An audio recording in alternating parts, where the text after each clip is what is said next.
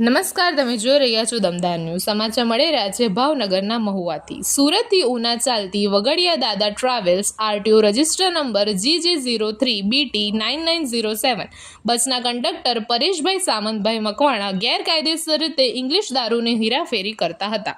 ભારતીય બનાવટના ઇંગ્લિશ દારૂની બોટલ નંગ 204 કુલ કિંમત 67,320નો મુદ્દા માલ તથા બસની તથા અન્ય ચીજ વસ્તુઓ મળીને કિંમત 25 લાખ એમ કુલ ₹25,73,320નો મુદ્દા માલ ઝડપી પાડતા મહુવા ટાઉન પોલીસે બાતમીના આધારે નેસવડ ચોકડીથી આગળ ઉદ્યોગનગરના નાકે હાઈવે ઉપર વોચમાં રહેતા ટ્રાવેલ્સમાં ઇંગ્લિશ દારૂના જથ્થા સાથે માણસો હાજર મળી આવેલ હતા, જેથી તેના વિરુદ્ધમાં મહુવા ટાઉન પોલીસ સ્ટેશનમાં પ્રોહિબિશન એક્ટ અન્વયે ગુનો દાખલ કરી આગળની કાર્યવાહી હાથ ધરવામાં આવેલ છે.